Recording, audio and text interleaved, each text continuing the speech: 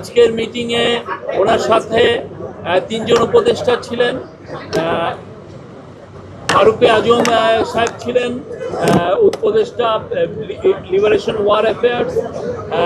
আফম খালিদ হোসেন ছিলেন, উনি উপদেষ্টা, এবং ইন্ডাস্ট্রি উপদেষ্টা আদিলুর রহমান খান ছিলেন।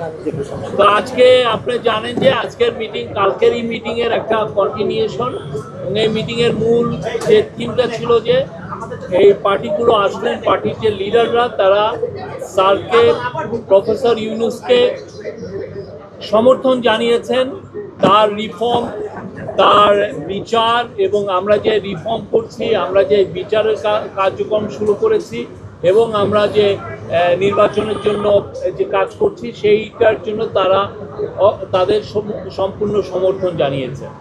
আর অ্যাট দ্য সেম টাইম তারা বলেছেন যে তারা আমাদের চিফ অ্যাডভাইজার এবং আমাদের যে ইন্টারিম গভর্নমেন্টের পাশে থাকবে। এটা ছিল মূল মেসেজ।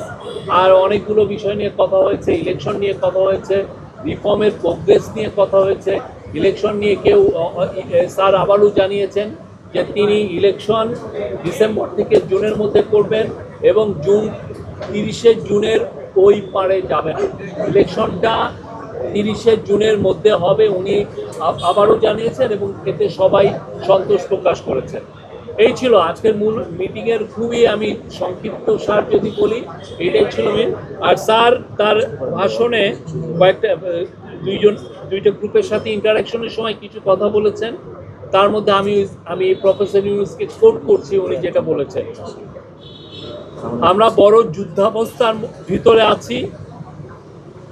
আওয়ামী লীগের কার্যক্রম নিষিদ্ধ হওয়ার পরে ডিস্টাবিলাইজ করার জন্য যত রকমভাবে পারে চেষ্টা করছে।